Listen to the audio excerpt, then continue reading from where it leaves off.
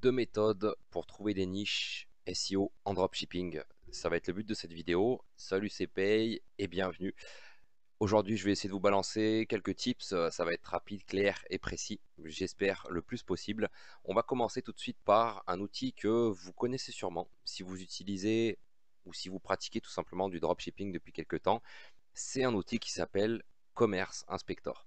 C'est un outil qu'on va utiliser nous, donc principalement moi, en mode reverse engineering, c'est-à-dire que les gens vont principalement l'utiliser pour trouver des produits qui explosent et pour copier la thématique ou le produit et le scaler, le lancer sur un marché francophone, espagnol ou autre. Donc moi je vais l'utiliser principalement pour trouver des produits qui explosent en media buying et lancer des niches sur ces produits-là. Parce que je me suis rendu compte avec le temps que j'ai pu trouver beaucoup de produits winners en media buying qui n'avaient aucune concurrence en SEO. Donc j'ai pu faire de l'argent grâce à ça. Et c'est pour ça que je vous conseille ce premier outil qui est super intéressant à premiers abords. Donc c'est très simple. Je vais essayer de décaler un petit peu ma tête. On peut voir directement ici qu'on va avoir déjà des top produits, des top posts, etc.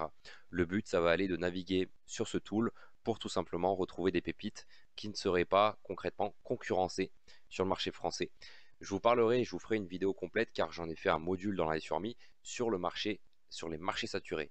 J'ai vraiment développé une expertise là-dessus parce que j'ai beaucoup de sites sur des langues, des pays auxquels je ne parle pas du tout le langage, l'Espagne, l'Italie, même l'Angleterre ou l'anglais dans le mode international, où je ne piffre pas du tout le langage, alors que j'ai des sites qui font du chiffre et qui me rapportent des centaines de milliers de visiteurs chaque jour. Donc c'est important pour moi de vous le partager parce que il y a pas mal d'argent à faire et concrètement il y a de la place. Ok, donc premier tool vraiment super important et intéressant, ça va être Commerce Inspector. Je vous mettrai un lien dans la description, vous pourrez tout directement l'installer.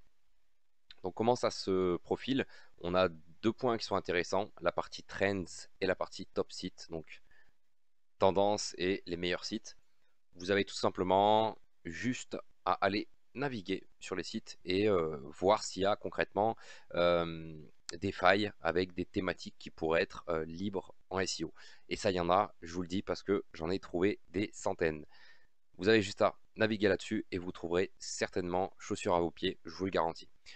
Deuxième point, que j'ai aussi vraiment exploité à fond, c'est la plateforme Exchange Marketplace de Shopify. Alors, je vais essayer de remonter un petit peu ça. Vous voyez ici Exchange Marketplace. Alors, c'est une plateforme tout simplement pour acheter et revendre des sites Shopify poussiéreux, si je peux utiliser ce terme-là. Et du coup, j'ai trouvé beaucoup de thématiques en naviguant sur cette plateforme. Et j'ai également acheté des sites sur cette plateforme qui étaient sous-cotés parce que principalement les revendeurs ne connaissaient pas en fait la puissance du SEO et n'étaient pas au courant des avantages que nous, experts SEO, on pouvait avoir en achetant un site déjà plus ou moins avancé mais qui n'avait pas encore subi le maquillage qu'il faut faire en SEO pour ranker correctement. Donc Exchange Marketplace, super intéressant. Vous allez voir que en naviguant ce site encore une fois en mode œil SEO, œil aiguisé en SEO, vous allez pouvoir retrouver plein de failles dans des thématiques différentes. Alors, on va pouvoir carrément directement retrouver des sites, je vais y arriver, des sites français. Alors, tout simplement, on peut, dans un premier temps, dans la partie suisse, en général, les sites suisses, c'est des sites français, je vais y arriver. Donc on peut rechercher dans ces points-là, en France, en Inde, en Espagne, en Italie, etc. On va pouvoir retrouver un petit peu tout ce qu'on veut. Moi, ce que je recherche principalement, donc je vais faire un retour en arrière, ça va être par industrie. Donc industrie, c'est intéressant. Si vous avez déjà une petite idée de ce que vous voulez faire, par exemple, santé beauté, c'est intéressant, c'est une niche qui rapporte beaucoup d'argent, la beauté, qui peut être très long terme également, donc je vous inviterai fortement à vous orienter là-dessus si vous êtes intéressé par cette thématique. On voit ici que en cliquant sur View All Business, donc voir tous les business, je pense que vous aurez la traduction en français si vous êtes sur une plateforme française. Vous voyez ici qu'il y a beaucoup de sites. Ce qui est bien, c'est qu'on peut faire un très gros tri. On peut voir par rapport à l'âge, on peut voir par rapport au business type. Ce qui est intéressant avec l'âge, si tu le sais en SEO, la date, entre guillemets, d'anniversaire du nom de domaine a un intérêt pour les robots. Donc concrètement, si tu peux racheter un site qui a 2 ans, mais qui a juste pas assez subi de boost SEO, ça peut être intéressant, toi, de le récupérer. Et on peut le voir ici, du coup, un site qui a 2 ans. On va faire une recherche. On va regarder, par exemple, par prix. On voit qu'il y a des sites ici qui rapportent quelques euros. On voit qu'il y a des gros sites, mais on voit qu'il y a des petits sites. Il y a vraiment des choses à faire. Et du coup, vous allez, dans un premier temps, dans un premier abord, soit racheter des sites anciens, sur lequel du coup il y aura moins de boulot, vous aurez juste en fait à faire un maquillage, un petit peu le docteur, le pompier, pour réparer le site et faire en sorte qu'il ait plus de ventes, de trafic, etc. Soit tout simplement vous allez piquer des idées de thématiques. J'ai fait les deux et les deux ont très bien marché, c'est pour ça que je voulais vous les partager en deuxième option de choix de niche. Sachez que dans la semaine qui arrive, je vais également faire une autre vidéo sur la recherche de niche parce que c'est un sujet qui intéresse beaucoup de monde. J'ai beaucoup de choses à dire là-dessus, donc je ferai plusieurs vidéos. Plutôt que de vous balancer une vidéo qui fera 1 heure, 2 heures, et ben je vous balancerai plusieurs vidéos qui feront 5, 10, 15, 20 minutes comme ça. Vous pourrez avancer progressivement, ok? Et ça sera aussi très digeste à consommer comme contenu pour vous. Donc, je vous invite à explorer en mode reverse ingénierie, encore une fois. Explorez pas ça en mode média buyer, explorez ça en mode, ok, vision long terme, SEO, c'est ce que j'essaie de prôner. Et du coup, je vous invite déjà à faire ça, entre guillemets, en premiers travaux. Et puis, n'hésitez pas à me dire dans les commentaires si vous trouvez des choses. N'hésitez pas à me poser des questions en commentaire, les critères, etc. Moi, les critères pour acheter des sites, ça dépend vraiment de la thématique. Si je peux répondre à cette première question, ça dépend vraiment de la thématique du site, de son point en SEO. Par exemple, on voit ici, on va essayer de voir, on va faire une petite étude rapide avant de couper, que ça soit vraiment quali pour vous. Euh, on va faire un site qui a des revenus entre 0 et 500 $. Ok, comme ça, le prix sera potable, j'espère. Il faut savoir qu'un site anglais, ça coûte beaucoup plus cher qu'un site français. À la revente, un site anglais, c'est x16 par rapport au revenu mensuel, x35, pardon. Un site français, c'est x15-16. Donc vous voyez qu'il y a un double du prix pour la langue anglaise. C'est normal, le marché est plus gros. On va voir, par exemple, ce site qui sera à 2000 €. Niche du voyage, Travel Onyx, voyage, travel, ok, donc pas très intéressant, ça m'intéresse pas, même si c'est une niche intéressante voyage, il y a beaucoup trop de choses. Euh, on va faire une recherche beaucoup plus large. Pets, animals, toys, game.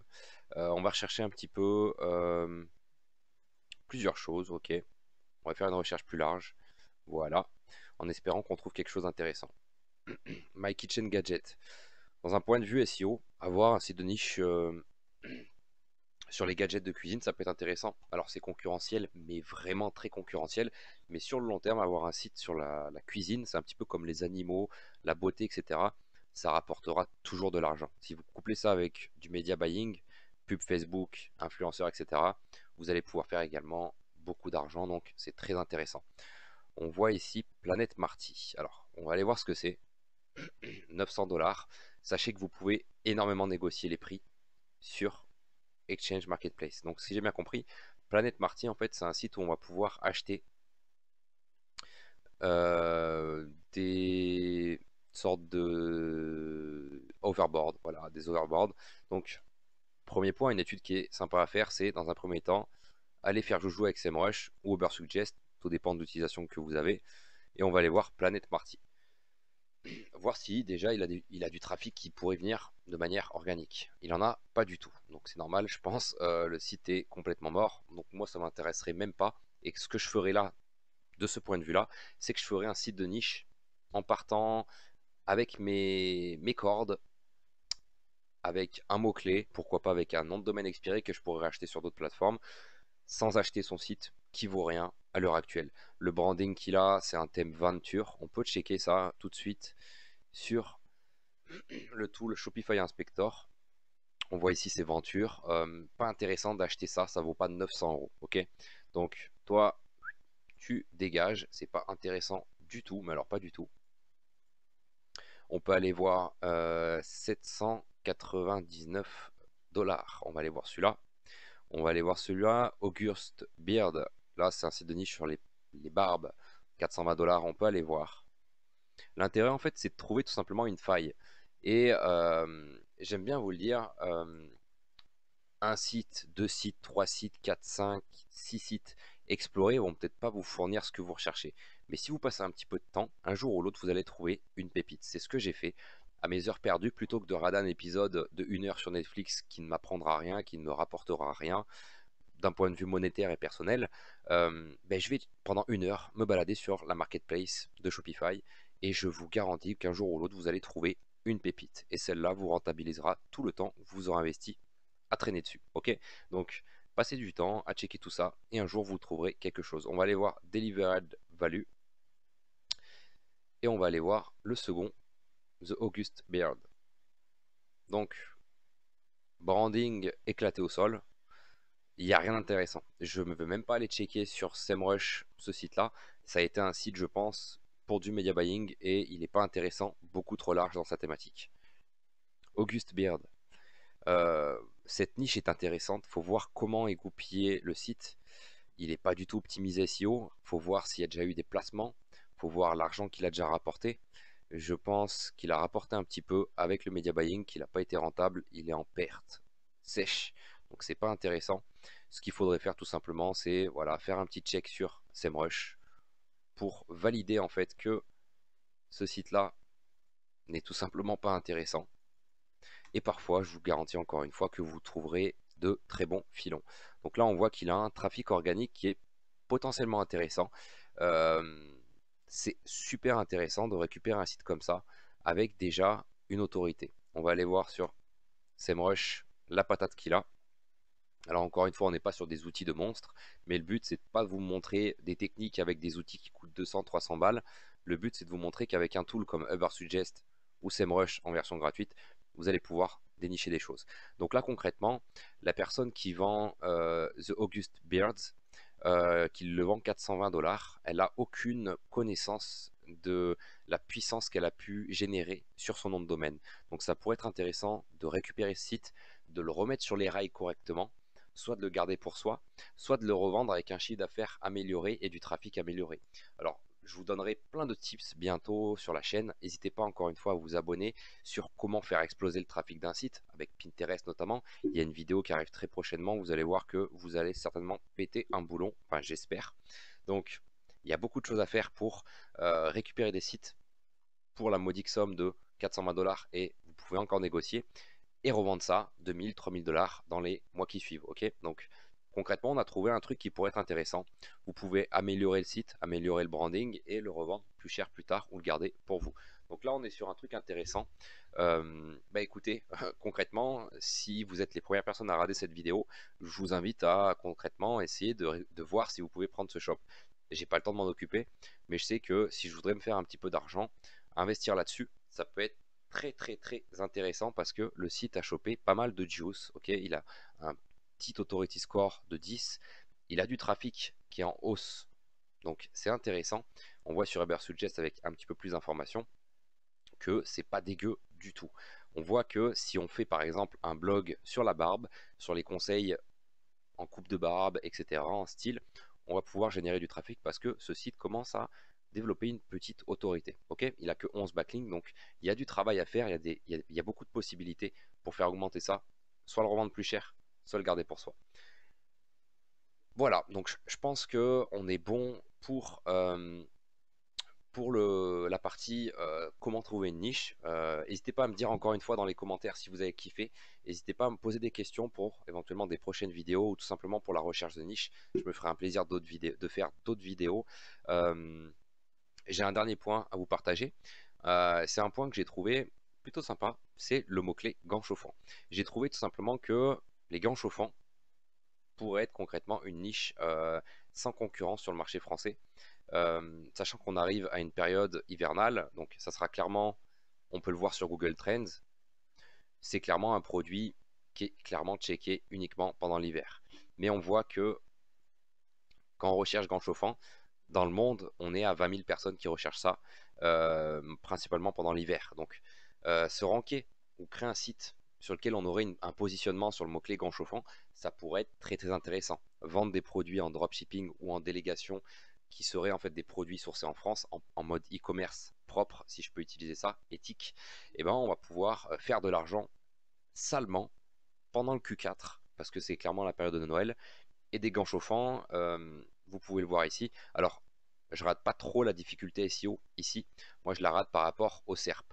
Et si on voit ici, sur les SERP, on voit que en premier il y a Amazon, après il y a Defimoto, après il y a un site X, un site B, etc. On voit qu'en faisant concrètement, par exemple, un site de niche sur les gants, on va pouvoir sourcer des gants chauffants, des gants de boxe, des gants en latex, etc., etc. Je pense que vous avez compris le filon, mais vous voyez que j'ai eu l'idée il y a à peine 10 minutes avant de créer la vidéo. C'était juste pour vous partager ça. Mais concrètement, voilà, il y a des niches partout à qui veut, ok? Donc soyez en fait ouverts, au niveau des idées. N'hésitez pas à faire des recherches et ne vous inquiétez pas du tout. Et je ferai une vidéo sur la concurrence très prochainement, donc abonnez-vous. N'hésitez pas à checker les moteurs de recherche. C'est beaucoup, beaucoup de brainstorming le SEO. C'est pas que l'utilisation d'outils, etc., d'analyse avec des graphiques, etc. C'est vraiment à, j'ai envie de dire, 70 à 80% du brainstorming. Le fait est de se dire, est-ce que cette niche va être viable sur le long terme et comment je vais faire pour rentrer dans le marché. Dans cette chaîne, vous allez pouvoir trouver plein de techniques pour rentrer sur les marchés. Donc encore une fois, je vous invite à vous abonner, à liker et je vous dis à très bientôt, c'était Pay. Ciao ciao.